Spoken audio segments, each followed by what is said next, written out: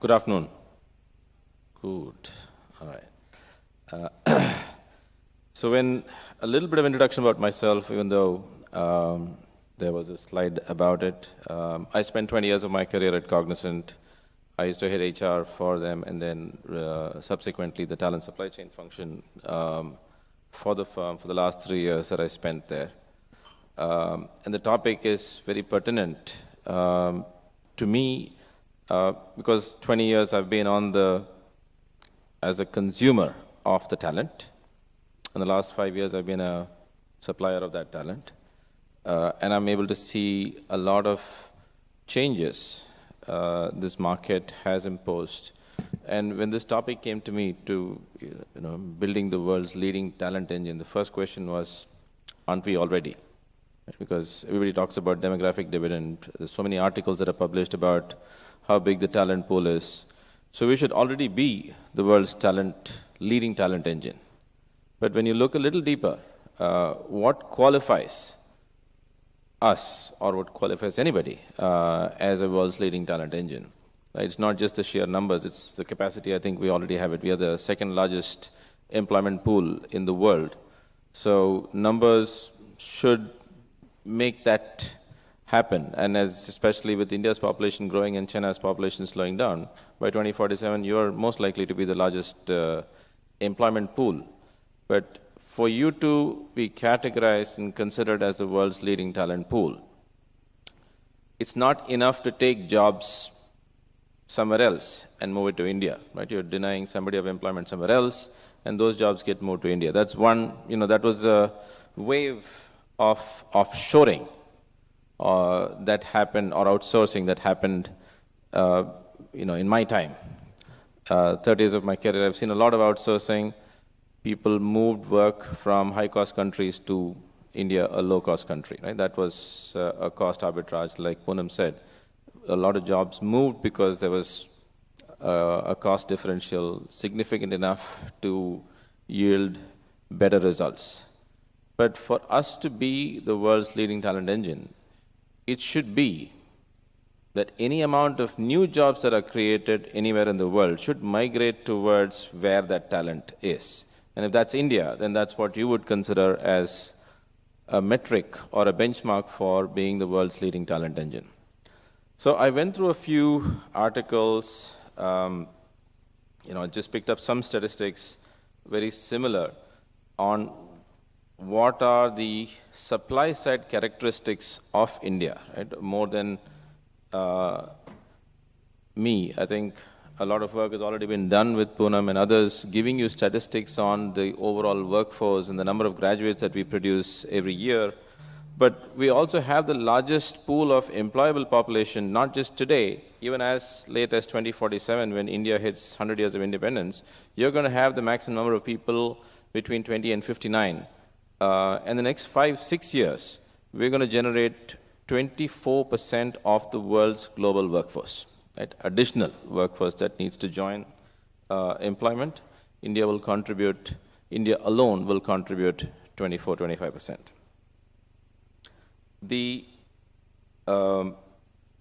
Obviously, for us to become a world's leading talent engine, you need to become a skills superpower. There are initiatives that we see the government doing with the sector skills councils and many of the other schemes and enterprises embarking on skill transformation, universities picking up cue from these. But are these enough? The question that we have to ask ourselves is, are these yielding the right results?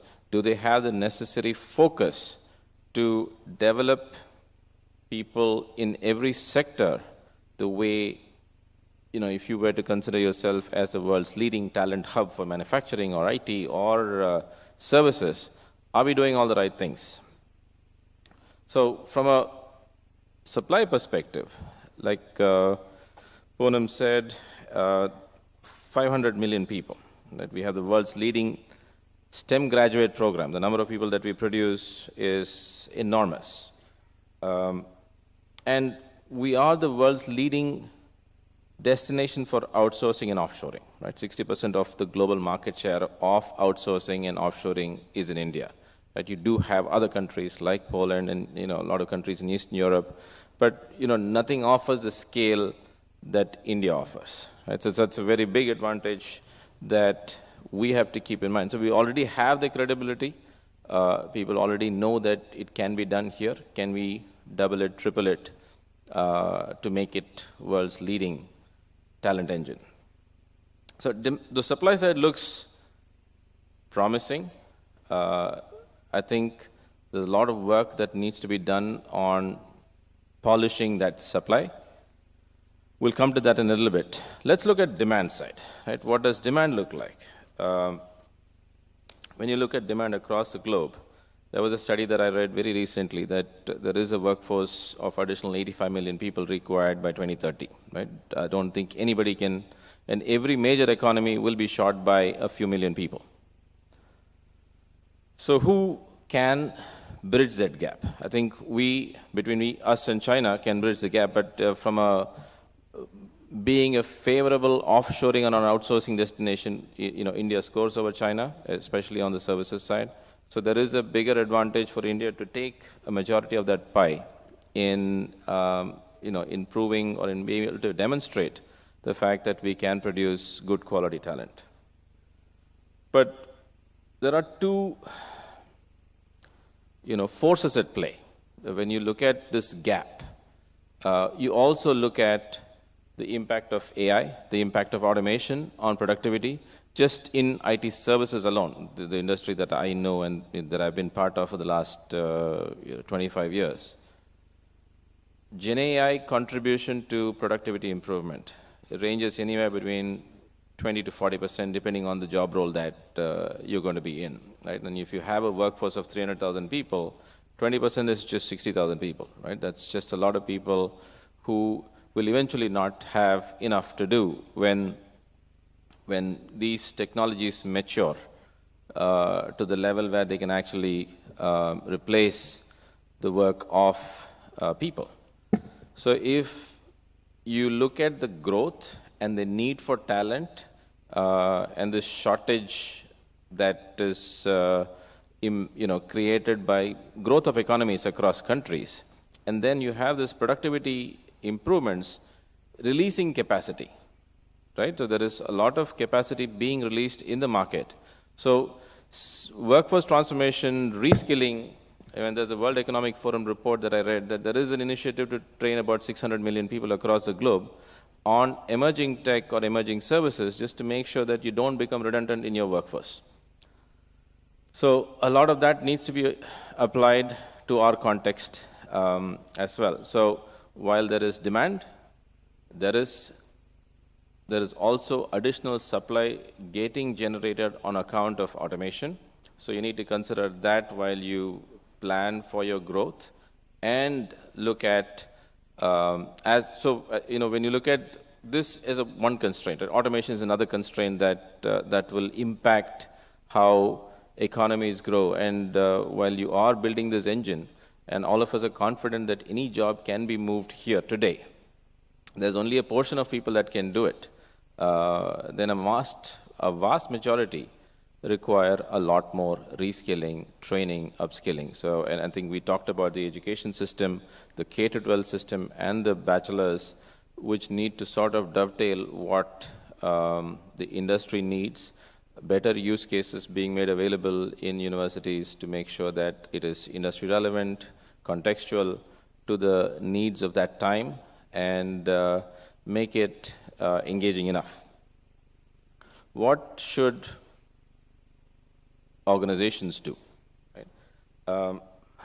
I've seen large organizations having enterprise risk teams. Now, some of these risk teams are looking at about 500 job roles to say the impact of Gen AI on this job 1 year from now, 2 years from now, 3 years from now. Right? Organizations have to start doing that inventory of the roles that you have in your organization.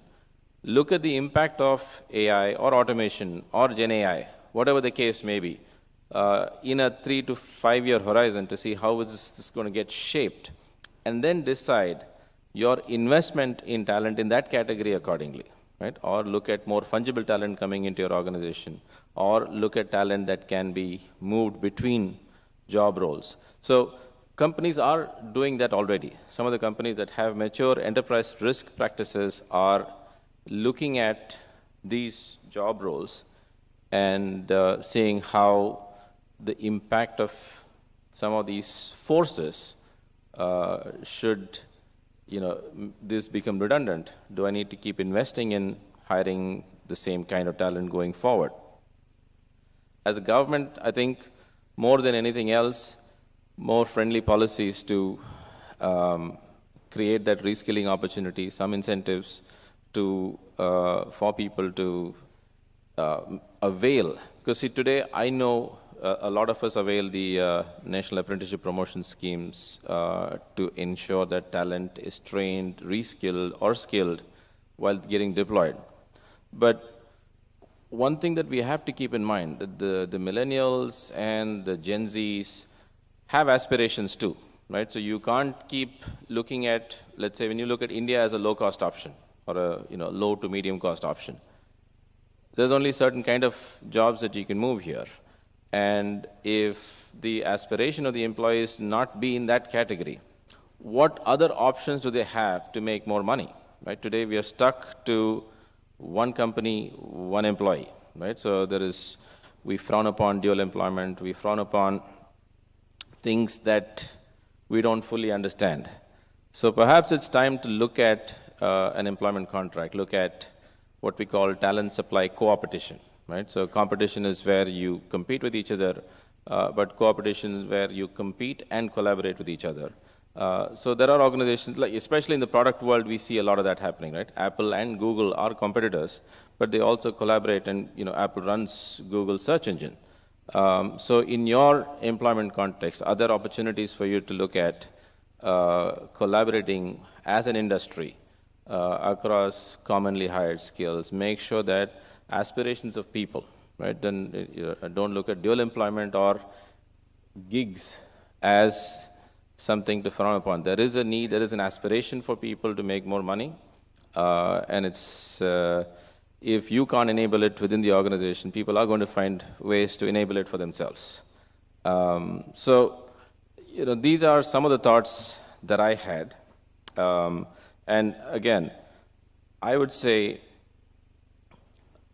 it is very much possible for us to truly be the world's leading talent engine with the right kind of inputs at, like I said, we do see some of these already in play, the National Education Policy, the Sector Skill Councils. There are many of these in motion already. Just to take any of these seriously, apply it to your context, look at the job roles that you have, look at the design, inventory it for future-proofing, and then make sure that people stay relevant to what they are doing for you today and tomorrow.